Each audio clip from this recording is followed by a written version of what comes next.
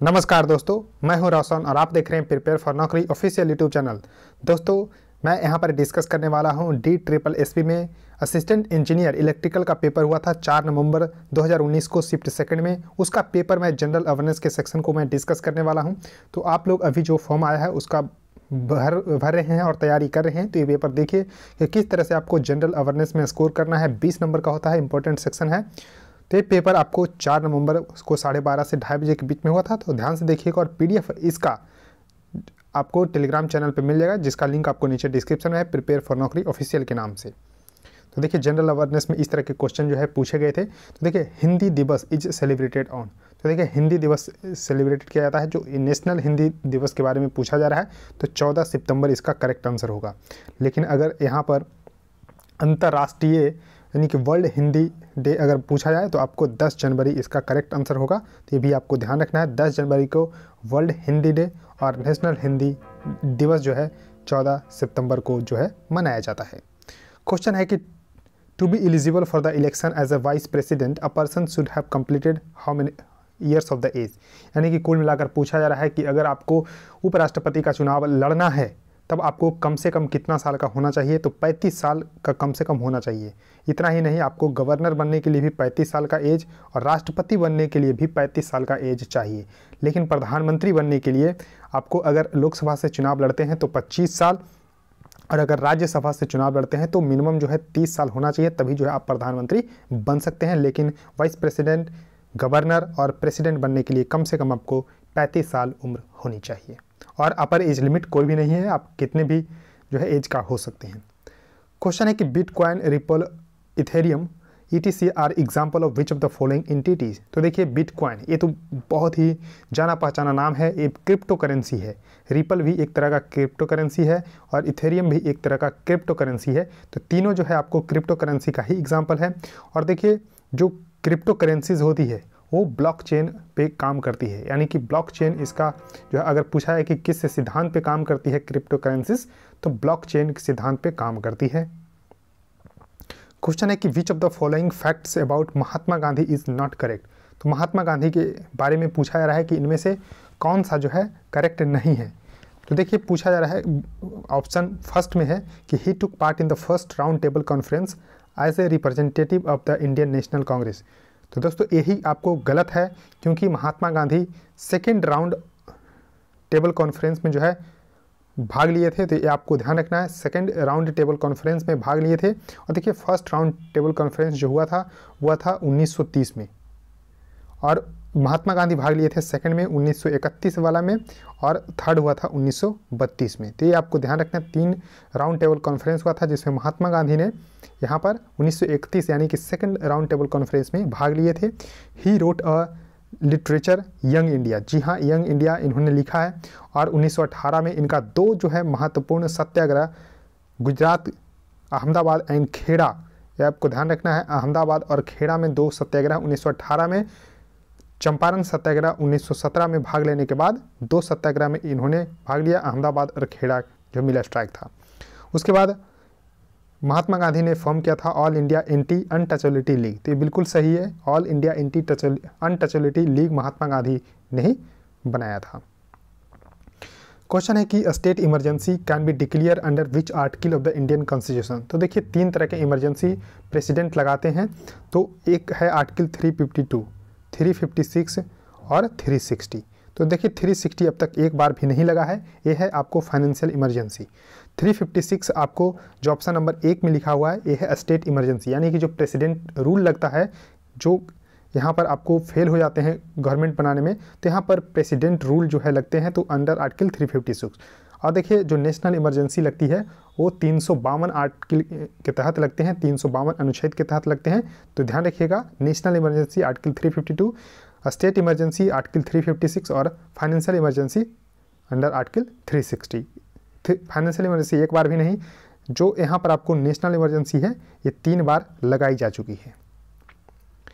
Question है कि how many ports are there in India. तो देखिए ये पोर्ट्स के बारे में अगर बात कर रहे हैं तो मेजर पोर्ट्स के बारे में ये पूछा जा रहा है।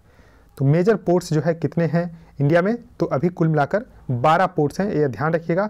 देखिए 12 पोर्ट्स का लिस्ट आपके सामने है। दीनदयाल पोर्ट एक कांडला पोर्ट है पारादीप, उसके बाद जवाहरलाल नेहरू नवी मुंबई में है, विशाखापट्टनम पोर्ट आपको विजाग में है, मुंबई पोर्ट मुंबई में, श्यामा प्रसाद मुखर्जी कोलकाता में, चेन्नई में न्यू मंगलुरु पोर्ट मंगलुरु कर्नाटक में है, BO Chidambaram port trust Thoothukudi Tamil Nadu में है, कोची में है, कर्माजार पोर्ट ट्रस्ट इंदौर में है और मरमगांव पोर्ट मार्गो गोवा में है। तो ये कुल मिलाकर 12 पोर्ट है, ये आपको ध्यान रखना है। ये 12 कहीं ना कहीं पूछे जाते हैं कि किस जगह पर स्थित है, राज्य भी पूछे जाते हैं। क्वेश्चन है कि which of the following is not true for the surcharge. तो देखिए सरचार्ज क्या है, तो अलग से लगाए जाते हैं for the specific purpose. Specific purpose जैसे लगा दिए, तो इस तरह से आपको ध्यान रखना है। तो सरचार्ज इसीलिए लगाते हैं कि उसको स्टेट के साथ जो है शेयर करना नहीं पड़ता है। तो ये ध्यान रखिएगा कि ये नॉट ट्रू पूछा जा रहा है। तो देखिए it is mandatory for the centre to share it with state, बिल्कुल गलत है, यही स्टेटमेंट जो है गलत है, क्योंकि सरचार्ज लगाते हैं गवर्नमेंट तब जो है उनको जो है स्टेट के साथ जो है शेयर नहीं करना पड़ता, इसलिए गवर्नमेंट जो है सरचार्ज लगाती है। और एक होता है सेस, तो टैक्स ऑन टैक्स जो होते हैं उसको सरचार्ज बोलते हैं, और एक सेस जो होता है उसको स्पेशल पर्पस के लिए यहाँ पर लगाया जाता है। तो इसको ध्यान रखिएगा। और देखिए it goes to the consolidated fund of India. तो देखिए 266 आर्टिकल के तहत जो है कंसोलिडेटेड फंड का जिक्र किया गया है संविधान में, और ये जो सरचार्ज है वो कंसोलिडेटेड फंड ऑफ इंडिया में चला जाता है, और it is not embark for any specific purpose. तो देखिए मैंने अभी क्या बताया कि सरचार्ज जो है ये लगा दिए जाते हैं, लेकिन सेस लगते हैं स्पेसिफिक पर्पस के लिए। सेस जो है वो टैक्स ऑन टैक्स होता है स्पेसिफिक पर्पस, जैसे एजुकेशन सेस लगा दिया, इसी तरह से हेल्थ सेस लग गया, तो उसको उसी पर्पस के लिए यूज किया जाएगा। जबकि सरचार्ज में ऐसा नहीं हो, लगाने के बाद वो आप जो है किसी भी पर्पस के लिए यूज कर सकते हैं। देखिए it is tax on tax and it is applied on the payable tax. तो देखिए टैक्स ऑन टैक्स ये भी है, लेकिन इसमें डिफरेंस यही है कि स्पेसिफिक पर्पस के लिए नहीं लगाया जाता है। सेस जो है स्पेसिफिक पर्पस के लिए लगाया जाता है और इसको स्टेट के साथ शेयर नहीं करना पड़ता है। क्वेश्चन है कि which of the following embroidery is famous in Lucknow. तो देखिए लखनऊ का चिकनकारी जो है फेमस है, ये आपको ध्यान रखना है, इंपॉर्टेंट है। चिकनकारी फेमस है आपको लखनऊ में, तो ये आपको इंपॉर्टेंट है, इसको आराम से ध्यान रखिएगा। देखिए क्वेश्चन है कि Anup Kumar is associated with which of the following sports. तो देखिए स्पोर्ट्स और खिलाड़ी से क्वेश्चन पूछाते हैं, तो अनूप कुमार है कबड्डी के खिलाड़ी, तो कबड्डी इसका करेक्ट आंसर होगा, ध्यान रखिएगा।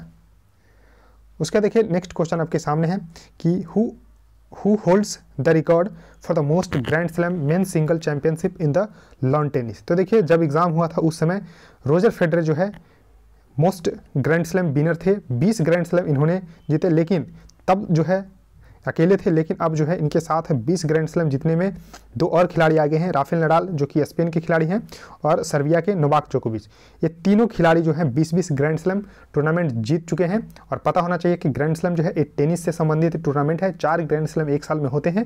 तो ध्यान रखिएगा, अब देखना है कि 21वां खिताब इनमें से कौन जीत पाते हैं और सबसे ज़्यादा ग्रैंड स्लैम जीतने का रिकॉर्ड अपने पास रख पाते हैं। क्वेश्चन है कि which of the following is not an example of the thorny vegetation. तो देखिए थॉर्नी वेजिटेशंस यानी कि कांटेदार वनस्पति, थॉर्नी जो वेजिटेशन है उसको हिंदी बोलते हैं कांटेदार वनस्पति।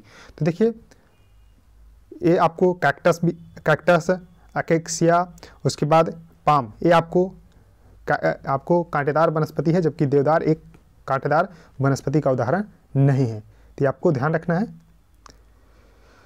अब देखिए क्वेश्चन है कि who the chief guest of the 70th Republic day of India in the 2019। तो देखिए 2019 में जो 17वां गणतंत्र दिवस था उसमें साउथ अफ्रीका के प्रेसिडेंट सिरिल रामाफोसा जो है चीफ गेस्ट थे।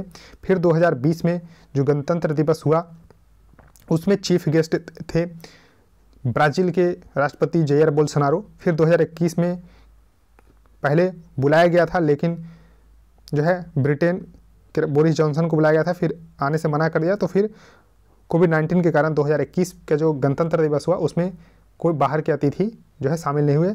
अब 2022 का जो 73वां गणतंत्र दिवस होगा, जो 73rd जो है गणतंत्र दिवस होगा, उसमें जो 5 जो है सेंट्रल एशियन कंट्री है उनके जो है लीडर को बुलाया गया है। तो ये आपको ध्यान रखना है कि 2022 में जो 73वां गणतंत्र दिवस होगा उसमें सेंट्रल एशिया के 5 जो लीडर हैं उनको जो है बुलाया गया है। क्वेश्चन है कि which of the following states is the only one in India to have all the 3 species, घड़ियाल, mugger and salt water crocodile. तो देखिए उड़ीसा में आपको ध्यान रखना है, तो उड़ीसा में भितरकनिका जो नेशनल पार्क है वहाँ पर जो है ये आपको मिलते हैं घड़ियाल, मगर और साल्ट वाटर क्रोकोडाइल। तो उड़ीसा इसका करेक्ट आंसर हो जाएगा। उड़ीसा में ये तीनों प्रजाति जो है पाए जाते हैं। क्वेश्चन है कि which of the following river is not a tributary of the Krishna river. तो देखिए कृष्णा रिवर के बारे में आपको पता होना चाहिए। तो कृष्णा रिवर क्या है, तो महाबलेश्वर के समीप पश्चिमी घाट से निकलती है। जो पश्चिमी घाट है, जिसे इस तरह से अगर आप इंडिया का नीचे का मैप पेनिनसुलर इंडिया का बनाते हैं तो आपको महाबलेश्वर के समीप जो है पश्चिमी घाट से निकलते हैं और आपको बहते हुए ये आपको बे ऑफ बंगाल में जाकर गिर जाती है। तो ये आपको ध्यान रखना है। और इसका कुल लंबाई जो है 1401 किलोमीटर है। 1401 जो है किलोमीटर इसकी कुल लंबाई है। और इसके प्रमुख जो सहायक नदी हैं वो भीमा है, तुंगभद्रा, मूसी, अमरावती, कोयना, पंचगंगा, दूधगंगा, घाट प्रभा, माल प्रभा। ध्यान रखिएगा भीमा, देखिए भीमा कृष्णा की ट्रिब्यूटरी है, मूसी भी है, घाट प्रभा है, माल प्रभा है, दूधगंगा, पंचगंगा, अमरावती, कोयना, तो ये आपको ट्रिब्यूटरी है। जबकि हेमावती ये आपको कावेरी की ट्रिब्यूटरी नजर आएगी। तो ये आपको ध्यान रखना है, हेमावती जो है कावेरी की ट्रिब्यूटरी है, ना कि कृष्णा की। अब देखिए ये आपको ध्यान रखना है, ये मैप आपको मैंने दिखा दिया है। तो पश्चिमी घाट के समीप जो है ये निकलती है महाबलेश्वर के समीप से। क्वेश्चन है कि Mahayana Buddhism developed during the region of the which of the following king. तो देखिए इसका करेक्ट आंसर होगा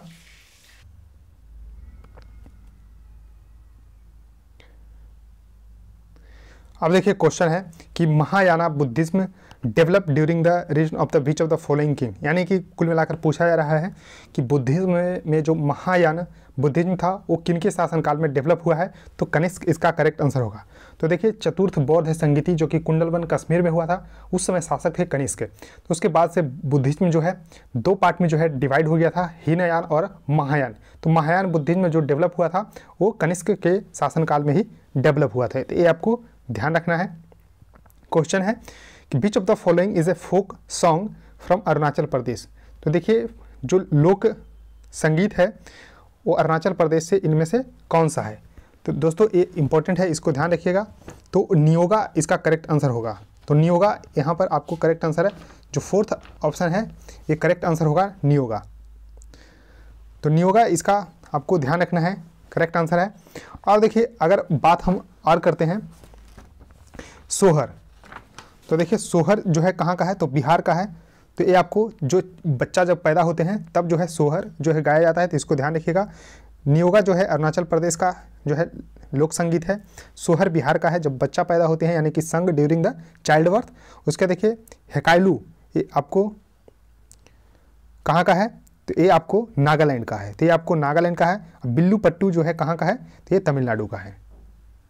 तो देखिए एक बार और ध्यान से रख लीजिए, बिल्लू पट्टू कहाँ का है, तो तमिलनाडु का है। हेकाइलू कहाँ का है, तो ये आपको नागालैंड का है। सोहर बिहार का है, ये गाया जाता है जब बच्चा पैदा होते हैं तब। उसके बाद नियोगा जो है अरुणाचल प्रदेश का है। क्वेश्चन है कि which of the following harmful materials are released by e waste. तो देखिए जब ई वेस्ट होते हैं यानी कि इलेक्ट्रॉनिक वेस्ट से कौन सा मरकरी और लेड ये हार्मफुल मटेरियल निकलते हैं। तो ध्यान रखिएगा मरकरी एंड लेड इसका करेक्ट आंसर होगा। देखिए which of the following statement is not true for the agenda 21। तो देखिए एजेंडा 21 इसको पेरिस जो है क्लाइमेट अकॉर्ड बोलते हैं। तो इसको ध्यान रखिएगा, ये 2015 में यानी कि कॉप, देखिए कॉप जो 15 है उसको ही पेरिस यानी कि एजेंडा 21 बोलते हैं, क्योंकि कॉप जो 15 जो कॉप 15 था, सॉरी यहाँ पर थोड़ा सा ध्यान रखना है कि कॉप 21 जो कि 2015 में हुआ था। कॉप 21 जो कि 2015 में हुआ था, वहीं पर जो है इंटरनेशनल सोलर अलायंस की भी फॉर्मेशन करने की बात की गई थी। तो उसको एजेंडा 21 बोलते हैं। एक बार और ध्यान से, 2015 में कॉप 21 जो हुआ था उसको एजेंडा 21 बोलते हैं, जो कि पेरिस में हुआ था। तो इसमें कौन सा इसमें स्टेटमेंट ट्रू नहीं है। तो देखिए it is implemented by the United nation, बिल्कुल सही है। It is product of the Rio earth summit जो कि 1992 में रियो अर्थ समिट हुआ था। और it is a binding action plan, तो बिल्कुल गलत है, बाइंडिंग नहीं है, नॉन बाइंडिंग नेचर का है। और it is regarding sustainable development, तो जी हाँ सस्टेनेबल डेवलपमेंट के ही रिगार्डिंग है।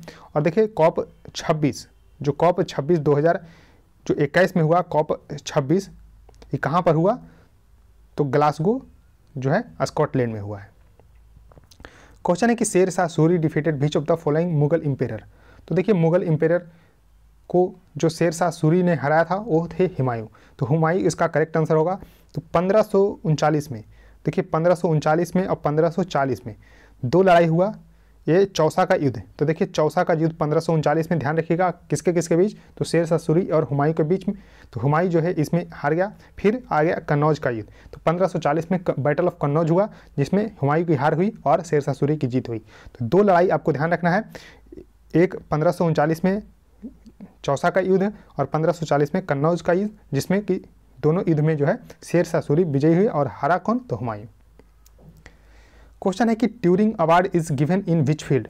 तो देखिए ट्यूरिंग अवार्ड जो है कंप्यूटिंग के क्षेत्र में दिया जाने वाला अवार्ड है, जो कि 1966 से जो है अवार्ड दिया जा रहा है। तो 1966 में जो अवार्ड प्राप्त करता थे वो थे एलन पेरिल्स। तो एलन पेरिस एलन पेरिल्स को अवार्ड 1966 में दिया गया था। और अभी लास्ट अवार्ड ही है 2020 का, तो 2020 में अल्फ्रेड अहो और जेफरी उल्मन को दिया गया था। अल्फ्रेड अहो और जेफरी उल्मन को अवार्ड दिया गया Turing award in the field of the computer, इसको ध्यान रखना है। तो दोस्तों इस वीडियो में इतना ही रखता हूं, क्योंकि पूरा क्वेश्चन मैंने डिस्कस कर दिया है। तो वीडियो को लाइक कर दीजिएगा और वीडियो को शेयर कर दीजिएगा अपने दोस्तों के साथ, और चैनल को सब्सक्राइब करके बेल आइकन को प्रेस कर लीजिएगा। सो थैंक यू गाइस, इस वीडियो में इतना ही।